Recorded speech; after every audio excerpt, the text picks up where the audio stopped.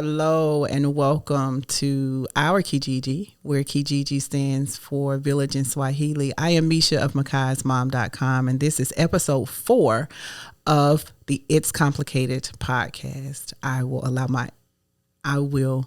ask that my colleagues introduce themselves before we enter part 2 of Gentle Parenting.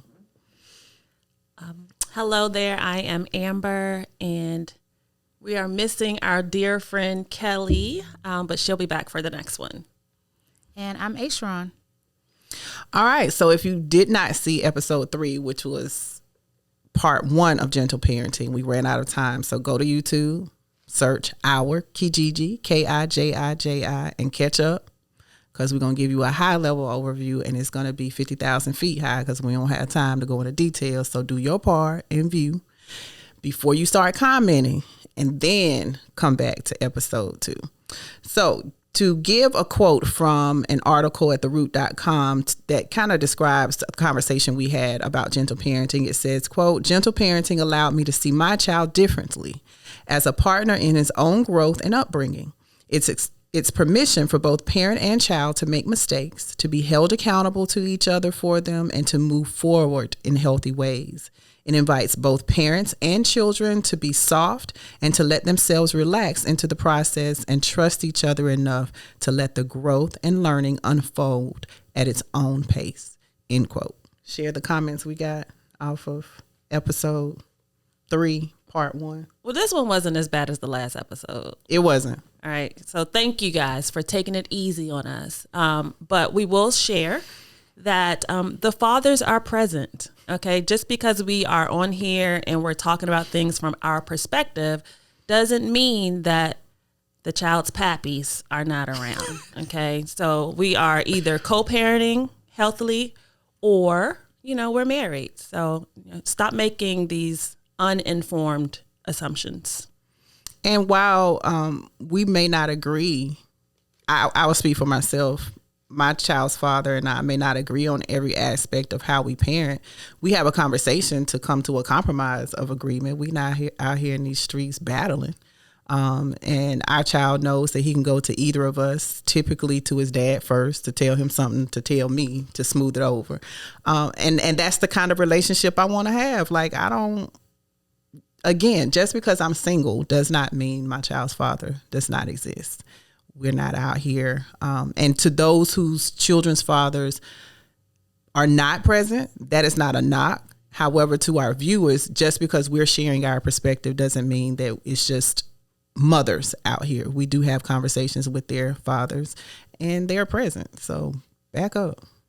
And at some point, we need to just do an episode about why people attack Black women. Yes. When they're talking about yes. subjects, parenting, or I think it came up on something that when we're talking necessarily period. have to do with parenting. No, it did where not. are the fathers? Where like what is that about? This is where we were talking about dating and courting. Oh, mm-hmm. Yes. So I think, one day we might have to address that. Today's not the day because we don't have time, like Misha would say, but what's that about, Black men? Check yourself. Yes. And to that comment, we did have someone to double down on that to say, yes, just because these women are talking doesn't mean the fathers aren't present. And she appreciated our conversation about how we've evolved as parents when it came to spanking. That's what the conversation was about prior to this episode, was about spanking, yelling, understanding really what gentle parenting is or is thought to be in society. And we have evolved. I think it was Amber's clip, because she was like, before I became a parent, I was like, whoop 'em. And now she has conversations, because as a parent, things shift. Life shifts. The only constant in life is change. So I think we have to shift, and we have to have more conversations like this, because there is no handbook to parenting. We figure this out every day, and typically every other day is something different with our kids. And it's not perfect evolution, right? Mm-mm. You take a couple of steps forward and you might take some backwards, right? Because we're human, we're learning all of this together, we're figuring things out, we're growing, and it's not perfect. So we ended last episode about understanding privilege and trauma, and how Kelly explained her discipline tactic, and Sharon was like, that takes a lot of time. And Kelly explained, she was a consultant at the time. She had a little more time to do it. Parenting in and of itself takes time. So there's privilege to certain levels of parenting, and we need to expound on what privilege looks like. Because in the article we read, they assumed she was talking about the writer of the article, the author of the article was talking about white privilege, and she never even mentioned race. Mm-hmm. Exactly. I mean, I think, the privilege and trauma part go together hand in hand, because a part of the gentle parenting conversation is being able to be calm with your child and practice patience and have this kind of emotional connection and respect. And that takes emotional regulation, which is directly related to trauma, because that's very hard for people who are experiencing trauma. And when I was preparing for this, I want to bring in, because a lot of times people think about trauma as, the kind of big things that we see as traumatic, and violence and, abuse. But there's racial trauma that Black people are living with every day. There is just kind of those systemic pressures. There's stress. And it doesn't have to be like the big T trauma for you to not be able to regulate your emotions. But because we're always trying to kind of thread into this, like, what does this have to do with Black people, or how is this different for us because we're Black people? I think bringing up the racial trauma is an important addition to the conversation. And so I think from that same article that you were talking about too, Misha, she talked about gentle parenting being easiest when people also have access to mental health support. Mm-hmm. They have access to parenting support like grandparents or affordable childcare. And they do things kind of in a community of people who are like-minded and like them. And so I think those are the places where privilege comes in, because we don't all have that, and we don't all have the stress-free lives that mean that we can take time to emotionally regulate ourselves. So they're kind of two sides of the same coin to me. What was the last thing you said? Like-minded people. What did you say about that? Like in a community of support, so other people who are practicing it. To that point, when I met you, you talked about, a lot of your life is with your children, and the sandwich generation of also being a caregiver to your mother. So the other part is, one, like-mindedness, because even if you allow your children to be around other people, we need to be able to trust who these other people are when it comes to influencing your children. And that takes a lot too, because now I got to interview you and watch you. And Sharon don't be playing, because she asked me if I taught her son pinching. And I was like, I don't even like to be pinched. No, I didn't do that. And she investigated and was like, oh, we found that one of his sisters did it. She was very serious, and I appreciate that. At the same time, it's like, oh, wow, I have to be mindful of how I show up, because what's good for my son may not be a good influence for their children, or they may not appreciate it. And so we have to have conversations about that. And we have to be open to the fact that Amber doesn't mind pinching, not judging and saying, okay, that's what she does at her house. And if that works, that doesn't mean that I can't not be her friend, or that her daughter can't be around me because that's what she believes. Dang. Although I haven't seen Jacqueline yet. Anyway.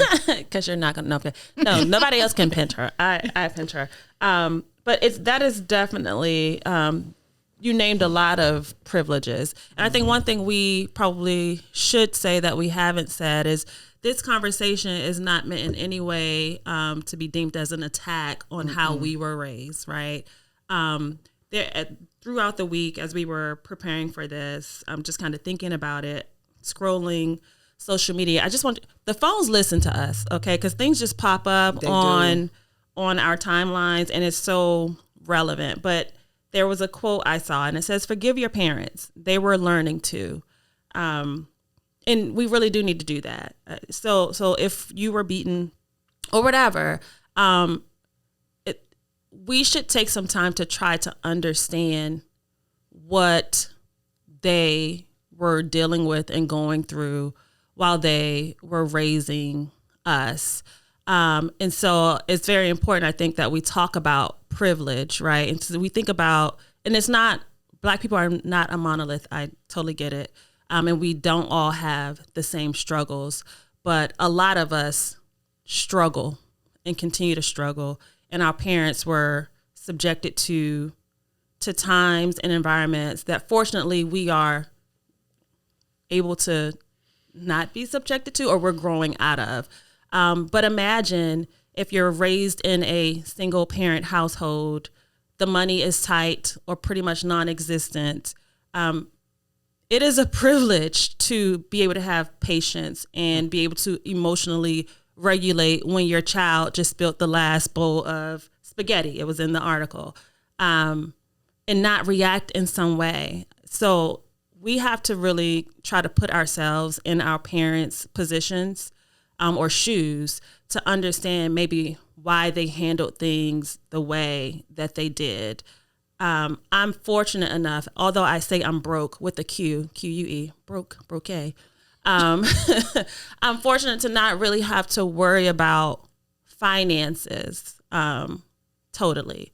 And so our children, they have different privileges and entitlements that we didn't have, me and my husband, when we were growing up. And so we have more time, we have more patience to deal with things that our parents did not. And so it is important that we think about those things, we talk about those things, and really appreciate and recognize that gentle parenting probably is a bit of a privilege that not everybody is afforded just yet. I mean, I think the interesting thing, or the thing that I would add, because it's not just forgive our parents, I think it's also forgive ourselves. Mm-hmm. And I also want to highlight that if you're not practicing gentle parenting, it doesn't mean that you're doing something wrong. I mean, we are talking about one form of approach to parenting, but we know one approach doesn't work for everybody. So I think that's important to say too. But one approach doesn't even work for every child. Exactly, in your house when you have 5. But I think that what we leave out is that even though, like you mentioned, you are fortunate enough to not have to worry about finances, and I'm not saying this was the way you're parented, but let's say you were parented in the way a lot of Black people were parented, which is this kind of survival and toughness. Mm-hmm. Your finances don't take that emotional experience away. So you can still be parenting your children from that place, even though your circumstances are different, even though you don't have to worry about, well, that wasn't your last, bowl of spaghetti. So I think there are other things that we have to kind of interrogate too, because some of us, what I realized when I was reading this, I had an aha moment today, that it's not just the absence of the yelling or the spanking or the freaking out, but it is the presence of compassion and respect and like a, co-creating situation with your child. And that takes a lot of work. So I think that's the other part of the conversation with gentle parenting, that it is a privilege, and that even when we are kind of financially sound or not having to deal with the trauma like we think we have, we're still dealing with the way we were raised. We're still dealing with being Black in America. And there's steps and levels to it. Like I'm talking about myself now. Like I might be to the point where I don't spank, but do I co-create with my kids? Am I compassionate?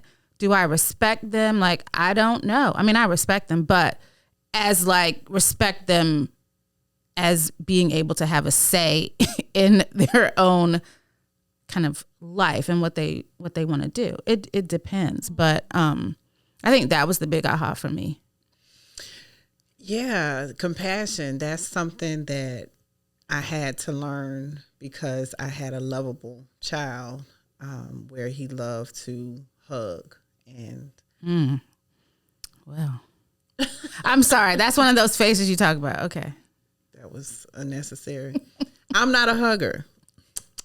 Bless his heart. And so, he taught me that. And then he became a teen, and then he left, and now he's back. And the hugging it used to be we didn't leave each other's sight without hugging, because again, what if something happens? We're always on, heightened awareness. And then it just became a thing where we were leaving at different times, and that kind of left. So the other day he hugged, and the first question, and I heard myself asking it and knew I shouldn't have asked it. However, that has been a response, particularly in, the Black community, like, what you do? What happened? And funny enough, he was hugging because he was like, I don't have to go to work today. And I'm like, yeah, to be a kid again. At the same time, I had to double back because it's like, I don't want him to feel, and he said it before, like, why something got to be wrong for me to hug you? While it's a joking thing amongst me being a parent and him being now an adult child, that's also a thing where I don't want to lose that. I don't want to lose him to lose his ability to offer affection because somebody's going to think something is wrong if you do it. So that compassion is something huge because I'm your parent. Hug your friends. And I don't want that to be that type thing. And I also don't want to lose myself in being a parent. I don't want to have to completely evolve, because how much of that is going to be genuine and how much of that is going to be I have to because I'm a parent. So figuring all of that out are conversations that, you have on telehealth when you're talking to your therapist, and making sure and have those conversations with your children to make sure, am I adversely affecting you? How do you feel when I say this? How do you feel when I show up like this? And be ready for their response, because it may not be what you think it should. Is what we have learned or read about, heard about gentle parenting for Black people? Because I think it's like, for me, there's this tension, right? So again, before having kids, I vowed certain things. Like, my child is not going to get out here in this store and embarrass me like little Timmy did, right? You're not going to be yelling at me, and no, you're going to have respect, and everybody's going to know it, right?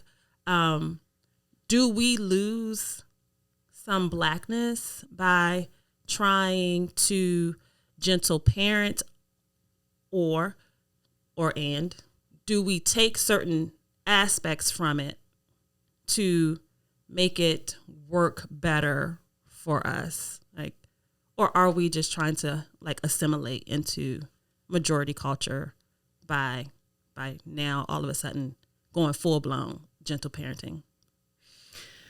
Before doing trauma resilience work and talking about social emotional wellness, I probably would have said letting them show out in the store is a white thing. Letting them act like little Timmy, that you can't be Black. Now I say, why are they doing that? Versus what's wrong with you, it is what happened to you and what's happening. So in this current state in the store and you are acting out, what is happening? Why are you doing this? Let's have a conversation. And if we are honest, when we talk about social and emotional wellness, you ask people how they're doing. Okay and fine aren't emotional words, aren't feelings words. So if we as adults don't know how to articulate that, how can we expect a 2, 3, 4-year-old to be able to do it without some help from us? Hey, what's wrong? Are you hurting? Are you happy? Are you sad? Give me something so that we can communicate with why you're doing this. Now, do I want you to keep doing it? Probably not. I also want to get to the root cause of why, so that you don't do it again. Because apparently if you're acting out, you're not pleased with something. So what is that? Is it because you don't want to be in the store? Does that mean next time I leave you home, that's a privilege? Because if I brought you, that probably means I couldn't have left you home. So all of these things are things that I think about differently, just because when you know better, you do better type adage. I think my first question to that, the question that you asked, is what does it mean to be Black? So is compliance being Black? Like, what parts of, because this goes back to what I said about my kids not speaking. And they asked me this too, like, you do get mad at us when you don't speak, and why is that? And I think that for all people of color and like indigenous people, there is a reverence and respect for elders. And it doesn't mean like 80-year-old elders, but anybody that is your elder. And then there's like a camaraderie element because we are a minority in the country. When you see other Black people, you acknowledge them and you speak, and that's a part of who we are. But is my desire for them to do that because if my desire for them to do that is because it reflects poorly on me when they don't, that's a different thing. So have I taught them all those things that I just said? Like, I don't know if I ever laid that out for them like that, other than you speak because I told you to. Mm-hmm. And so I think when we talk about what things are Black, and I've heard this argument made too about like things in hip hop music or things like that. Are they Black culture? Are they trauma responses to the way that we have kind of lived? I mean, like, you know, and I think that's a valid question with parenting, because at the end of the day, parenting requires a lot that we don't always take the time to do. And if we're at our best place as a parent, we have gone through some healing. We have dealt with our issues. And I think you said that in last time too, like we have to deal with ourselves too and do our own work. And I think that a lot of what we see with parenting and that we label as being Black are also responses to not having healed, to have been parented like that, because at that time it was important, like for safety and the things that we brought up. And so I don't know. I just think that's something that we have to really, really unpack and be really intentional about. Okay, which part of this do we not want to lose because it's Black culture, like honoring and respecting our elders? But also we want our kids to honor and respect themselves and who they are as well. And we have to teach them that. And then to the kids falling out in the store, I think one of the things that I missed as a parent, and I think Kelly spoke so well to how she read books about this, but like, what is developmentally appropriate? And so my son, he is 3. He challenges me he was challenging us before we left the house. Like he's a child that will fall out in the store. And I can remember picking him up from school, and the teacher was like, said some kid hit their parent and these parents need to spank these kids. And I was just like, let me leave because my son is perfect at school, but he has hit me before. But when they're 3 and their little brains, are not developed and they want something and you're not doing it fast enough, like every child is different. He is one that will really challenge you. I have not had another child like him, but that doesn't mean that I need to hit him or that I need to spank him. I need to sit down and explain to him why he can't hit me, why it's not okay to do that. But that takes a real kind of healing and emotional regulation on my part to be able to do that. And time. Yeah. Which is another privilege. So to answer my probably 3-pronged question, I will say that in my opinion, gentle parenting can be for Black people. I think probably we take away the name and think more about kind of what it entails. And when you do that, then the question is, well, why not? Like, why do we have to hit our kids? Why can we not respect them as little human beings? Why can we not but give them the opportunity to express themselves and learn their emotions and be able to express that? What is so wrong with your child telling you that they're upset with you or they're not really feeling something?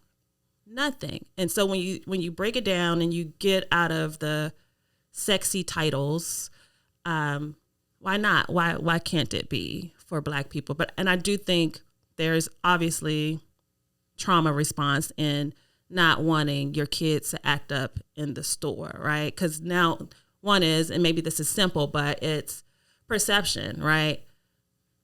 Timmy gets away with it, but Janae is not, right? Because now I am looked at as this bad parent. I'm probably on Single welfare. mom, where the daddy? Single mom. Daddy's not around. I probably don't even know who my daddy is. I probably can't afford this food, and maybe I can't, and that's adding stress on me now in the store because you in here acting out, and I'm trying to figure out how I'm gonna get the box of cereal and the milk.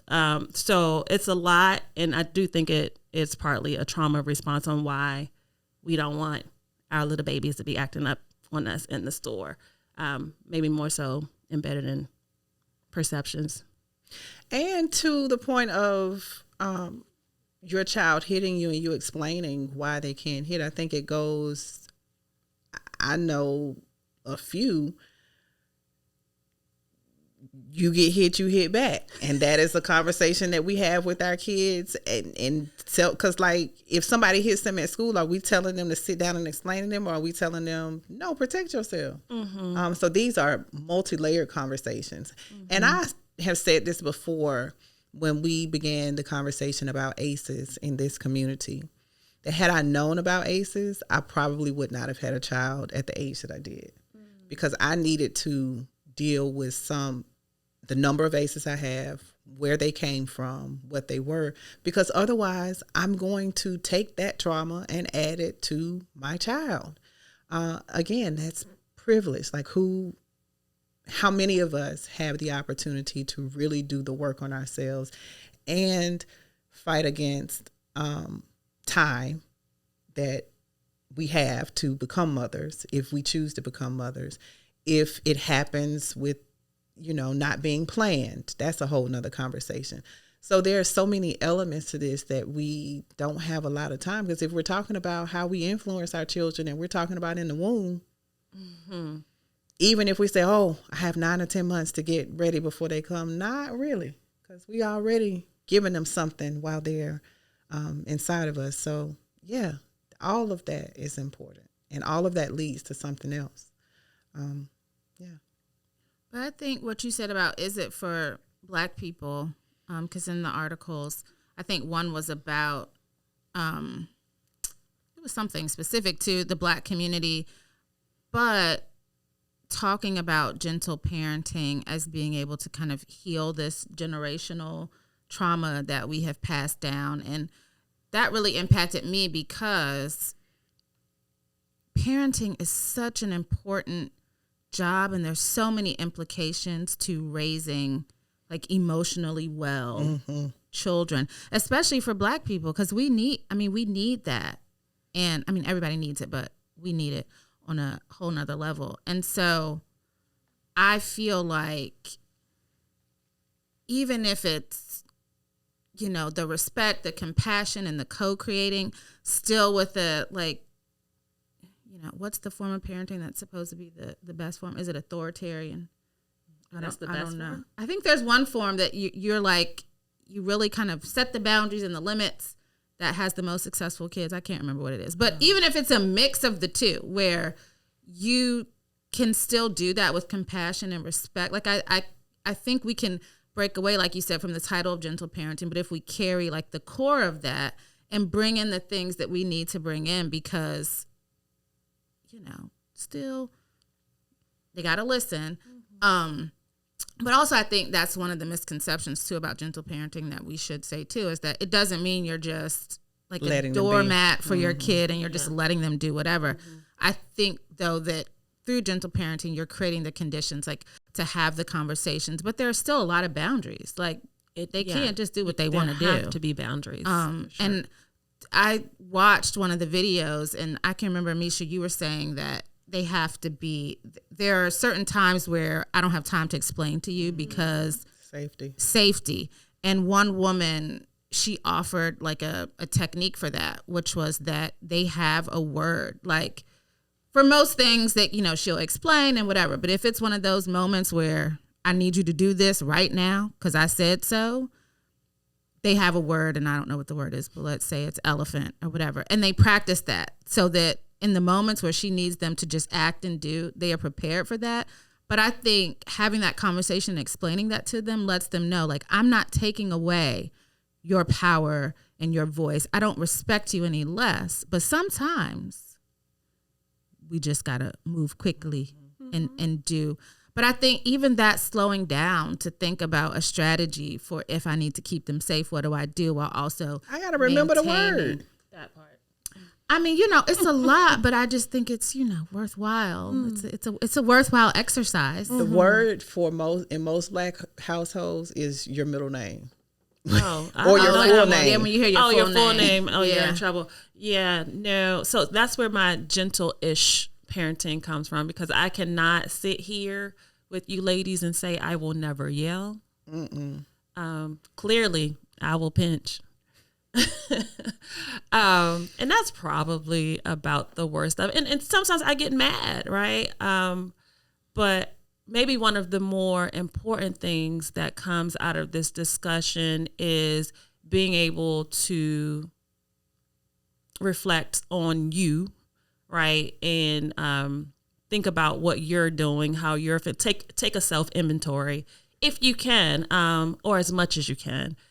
And that will dictate a lot of times how you're interacting and dealing with your children. And for some reason, it is very hard for some people to do that.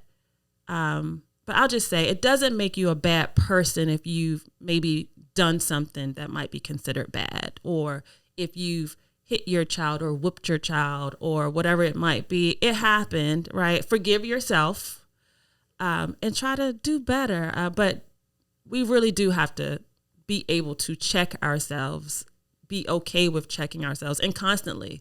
It is ongoing. It's not a one-time thing. So, and I stand by, do what's right for you in your house. My method may not work for Sharon, may not work for Kelly or for Amber. And then my method may. However, we need to have a conversation. So while I say do what's right for your house, I think you need to have a conversation with your children about whether it is right. And listen, because they are the guiding forces if it's not effective. When my son said, Mom, you coming to school, it's not going to change. I act. I'm going to just, if it's something that I want to do, I'm going to do it when you leave. We need to have a conversation about that. Like, is me showing up now as effective as a 14-year-old as it was when he was 7? And if not, let's shift to something else. Okay, I won't show up as long as you abide by these, rules. If you don't like something, let's have a conversation about it. And I think generationally, the conversations, being allowed to have a conversation with your parent has even shifted, because before it was, do as I say, not as I do. I tell you what to do. We'll ask questions later, and maybe not even ask questions. It's because the answer is always going to be because I told you so. So us even opening that room and having that space, I think it's very important to building and raising socially and emotionally well human beings. Because most of the time, I shouldn't say that, sometimes Johnny and them are being able to ask questions and push back, what we consider to be pushback. And then my consideration of pushback is different from what yours is. So we just need to be open to having these conversations. And that's how this came about, being at the table and realizing that we all didn't think the same. And let's share, because it doesn't mean that I like you any less or that you're a worse wife or parent. It's just that you're different, and that works. But also, like Timmy, Johnny, whoever, acting up in the store doesn't mean their parent is a gentle parent and that they have good boundaries and that they have established, you know what I mean? I mean, gentle parenting takes work. That just means that parents let them fall out in the store. It's what they do with that. So I think also just, I don't want us to seem like we're saying that white people are practicing gentle parenting and it is resulting in these wonderfully, balanced human beings that are emotionally regulated. I don't think that's what, and I'm not saying, I'm not making any generalizations about any race and gentle parenting. I think when we talked about it before, we talked about wanting our kids to be free at a developmentally appropriate level, not wanting to have like harsh punishment. But I also encourage like Timmy and Johnny's mom to establish like clear boundaries and, have conversations and what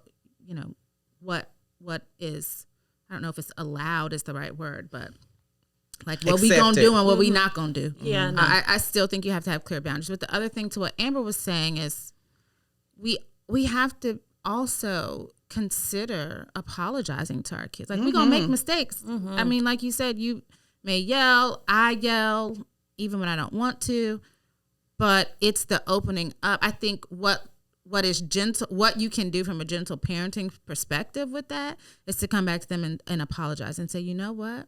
Like I made a mistake. And I think you talked about this with your daughter, like mommy can't deal with that right now. Like I need a minute and then I'll come back. I think the communication with them, because it also lets them know that they're going to fly off the handle sometimes and that y'all can have a conversation about that. So I think I don't want to say even better, but it's great when you make a mistake and come back and show them like, how do you rebound from a mistake? Well, all of my yelling is not a mistake, but if I'm in the wrong, right, I will apologize. And there is empowerment. Did you say all your yelling is not a mistake? Sometimes it's intentional, and I mean it because it's maybe the 50th time I've asked you to do something. I mean, now I'm yelling, or something's about to go horribly wrong if you don't listen. But apologizing, it is empowering to apologize. Like I don't know who told us that apologies were making people weak, or it was a weakness to apologize. I don't know. I guess the same people who told us sticks and stones may break our bones, but words will never hurt us, and that children should be seen and not heard. Like I don't know who came up with all of this stuff, but it's crazy now when you think back on stuff like that.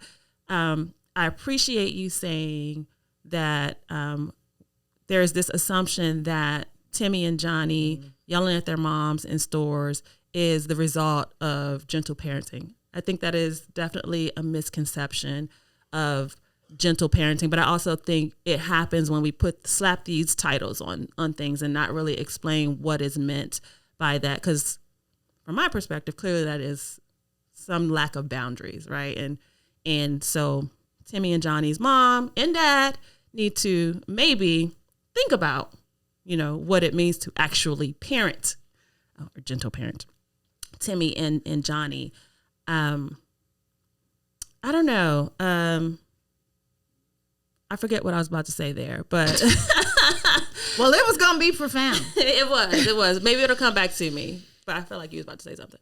No, it was, I think where you were going was the generalization that what is being made about what those things are. And I think it goes to our earlier conversation about gender roles and gender norms. Like,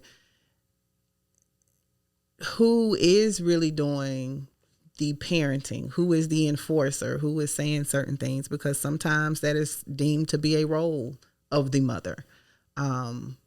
Good guy, bad guy. So that's why I say it's no matter what situation you're in parenting, it's good to have a conversation about how you're going to show up to the child, because children are smart and they will manipulate those behaviors. Very smart. What I also want to say when you talk about apologizing, that is really freeing to apologize, because it's like at some point you feel like you have to hold on to your superior role, your authoritative role, to say, if I apologize, that's going to show that I was wrong, and then what else was I wrong about? No, that really lets your children know that you're a human and that they can come and have a conversation with you. And when they're wrong, they shouldn't be judged the same way they don't typically judge us. Again, every household is different. Every conversation is different. I also want to share that the evolution we spoke of earlier is huge, because we also are in a climate where children are becoming more open about their sexuality. And I use quotes with sexuality because being a member of the LGBTQ plus community, as I have heard, is not only based on sexuality. It is just it is how they show up. It is who they are. So it doesn't have to mean who I have sex with. It is about who they are. And I don't remember in high school those conversations being accepted, having an invitation to, none of that. And these parents who are parenting these children are now having to say, oh, I told you to come talk to me. I didn't tell you to come talk to me about that. And I'm basing this off a clip I heard from Marlon Wayans on The Breakfast Club, where he said his daughter transitioned into his son, and that he had to evolve from being in denial, not wanting to accept, to saying, I love you unconditionally, whether you are my son or my daughter. And that is huge to talk about, because that means we got to deal with some stuff before we tell the children authentically that I got your back. Because our Black LGBTQ plus QIA plus children are being murdered at astronomical rates because of that lack of acceptance and that lack of communication. So parenting takes on forms that still, again, aren't written in books, because my mother always told me, you're going to have to love your child regardless of who they are, if they come out with a disability, if they have a missing one leg, one arm, like that's still your child. And I don't think we have those conversations enough, because her biggest thing was everybody buys girls' dolls. And it does not make a boy gay to have a doll, because what are daughters doing with dolls? They're doing their hair, they're changing diapers, they're dressing them up. And what do men expect to be as they grow up, or if they desire to be fathers? And then when the baby comes, that's the first time they learn to change a diaper or do hair. And I was like, oh, Mom, you saying something. But are we doing that though? Or is that gay? I don't know. My son has a doll. Her name is Emily. No, so I would say my experience with that kind of indirectly was with a kitchen set. Yes. And so, I've had conversation with friends, and we debated as to whether it was okay to get, their son a kitchen set. And I'm like, well, why not? Right? That's a life skill. That's not a gender role. You training up your son to date my daughter, he should be able to cook, right? Or move around the kitchen. The dolls thing, I don't know. I haven't had to really deal with that, but I don't know that I would care. I mean, I got Jacqueline cars, right? Cars weren't just for boys. I get that the doll thing might be just a little bit more sensitive, but no, I don't have a problem, I don't think. I mean, I think your kids, to what Misha was saying, the biggest takeaway is parenting, whether it's gentle parenting or not, having a little human being pushes you into evolution. And so I have 4 teenage daughters who their job in life is to push boundaries and limits. And, they have a lot of opinions about gender norms. I think that's just the environment now with teenagers. And so if I had not let him get Emily, they would have all been side-eyeing me. So I was like, all right. I mean, and I'll be honest, he wanted a white doll. And that was my line in the sand. You cannot have a white doll, but if you want a doll, you can get this black doll. And now, and he also has a kitchen set because his father cooks and he knows how to use a knife and make eggs, and he's 3. So, I don't have a problem with that. But with Emily, what we talk about is okay, you're going to grow up. You're going to be a great father. How are you treating Emily? Did you just throw Emily across the room? Are you being nice to Emily? So we use it in that way. But I could see how it could be. I can understand that people would have pause about it. But I think we have to shift these that conversation kids will push you. I mean, they are not the kids of our generation. But I think parenting requires evolution, and I think that's what we're saying too, whether it's gentle or not. I would say I wouldn't push my kids to try, or I wouldn't push toys or different toys on my kids, but if they have expressed an interest in something, I think I would be open to saying, sure, whatever. If you want the monster truck, get the monster truck. If you want the black doll, get the black doll, and be okay with that. I mean, I know I've done it from the girl perspective. I just haven't had the experience from the little boy perspective. I mean, in school, they have centers, and they have the doll center. They have the kitchen center. They also have the trains and the whatever. So I figured, well, he must play with dolls in school and, at the Role doll play. center. And so he wants to have a doll at home, but he also loves like fire trucks and trains and monster We played trucks. monster trucks, yeah. And with our daughters, I don't remember. I'm just not a doll person, so I'm not big on dolls in general. Yeah, I wasn't big on But imagination. I think we got them cars because their father likes cars. So I think we did that too. But I think to the point about the LGBTQ plus piece and all of that is like, because the question that I have about all of this conversation is, okay, what do we do now? How do we, and this, us, the four of us, offer something that is like healing, or like what are the steps that people can take, even if it's not gentle parenting, but if we're saying that parenting requires like evolution and really like self-reflection, how do we do that and still be dealing with all of the other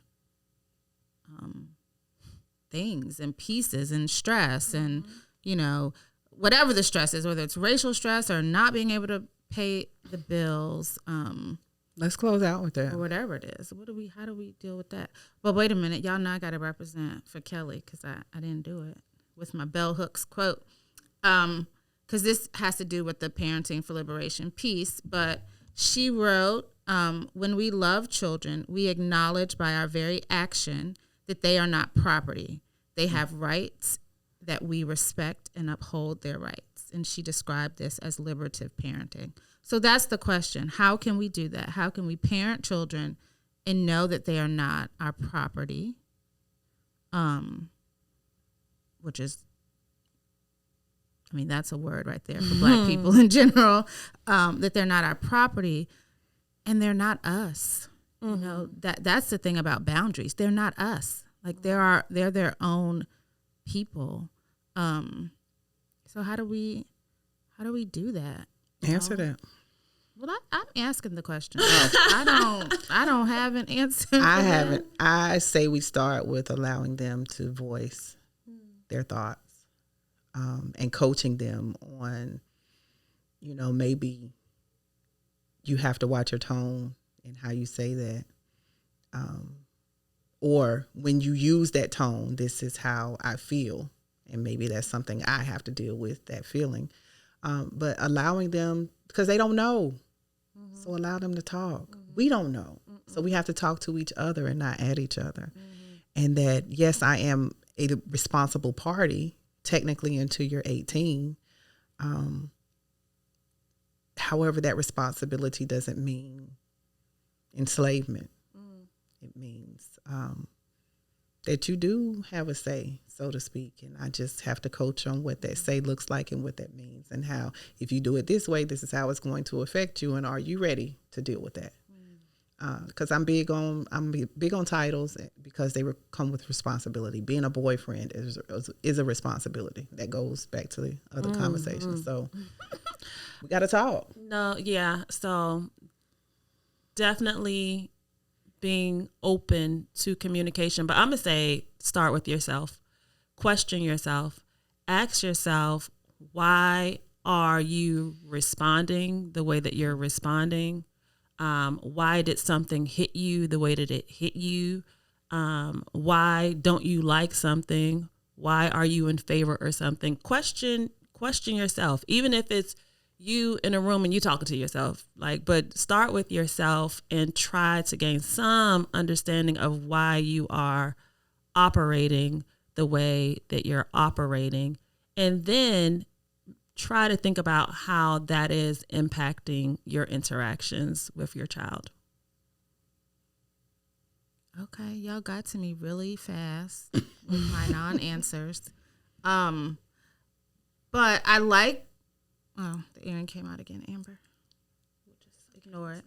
I like being able to talk to your children and letting them have the space to talk to you. But even when I think about myself and reading the gentle parenting articles, I just felt so convicted, because they were talking about like nagging and lecturing, which I will lecture, as creating like anxiety in kids. And so I think, yes, we have to let them talk to us, but how do we create the conditions where they can talk to us? Because when I asked my kids, was I a gentle parent, my daughter brought up the meme, which I didn't know it's like a string of memes, Black parents be like. Mm-hmm. And she was like, Black parents be like, why aren't you talking to me? And I was like, oh, okay. I guess she's talking about me there. So how do we create, besides saying like, you can talk to me. Why aren't you talking to me? Talk to me. I'm here. We can talk. I think you created that. The fact that you asked and you didn't say, well, I'm not like that. That's not how I am. You are reflecting, well, I guess that's how I am. But I haven't created it because I guess that's how I am. But I think we just have to try our best every day. And I have the benefit and the privilege, and we don't think about this privilege, but of having teenagers who can say that and can talk versus like a 3-year-old toddler. Like you don't know what you're creating. But I also, with my son, have the benefit of seeing the mistakes and what I've done with them. So I think the work is with us, and that when we see them doing what they're doing, some of it is developmental and some of it is a direct reflection of, not that they are us, but of what we have put into them or not put into them. So I think it starts with us. And I want to close my part with this. I grew up listening to a group called Sweet Honey in the Rock, and they adapted this song from a poem. And I think when I listened to this, I used to think to my mom, like, well, she really needs to take this in. But I guess I do too. But your children are not your children. They are the sons and daughters of life's longing for itself. They come through you, but not from you. And though they are with you, yet they belong not to you. And I think for Black people, that has implications like spiritually, or for all people. But a lot of times you hear Black people talk about like, I'm God's child. Who am I? And so I think it starts too with our spiritual understanding of who they are and whose they are, and what our responsibility is to that. If we really see, the divine or God or Christ, however we want to put it, in all of us, like, how do we treat that? That is sacred. And so that requires another level of evolution and responsibility on our part as adults to nurture that sacredness and not crush that, because we are all, walking around here with God in us. Yeah, I have to sit with that and process that. I feel like we're about to wrap up, but I just want to put this out there, right? And I feel like we said it on the first episode. This is short, but let's not get into these power struggles with our kids. And I think that's probably where a lot of us, I won't say go wrong, but that's where a lot of us go. And we're, fighting with these kids, and we don't even have to. So what's not complicated? Work on yourself. But that is really complicated. I don't know. What's not complicated? Let people have the space to have their own journey. We all just trying to figure it out. And everybody, I want to say this too, because people have opinions.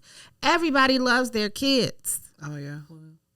So, I mean, except for like, sociopaths, whatever. But everybody wants what's best for their kids. Everybody has a different capacity to reach that. So let's be gentle with each other. I had something else, but I'll just say, do what works for you. And I'll say within reason. And by that, I mean, we still don't want you out here actually abusing your children, right? Or hurting them emotionally, physically.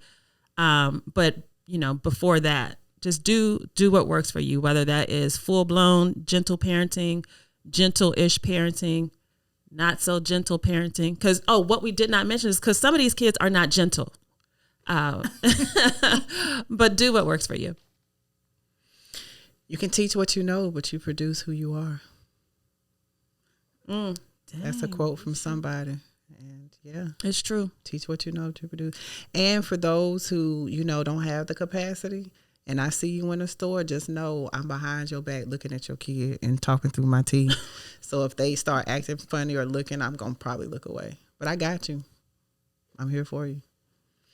All right, y'all. So we have one more episode, and we don't know what that'll be about, but we do want you to come back and talk to us about this episode so we can have a conversation, because we're not up here as experts. We're up here as experts of our own lives, and being vulnerable enough and passionate enough to share it with the public.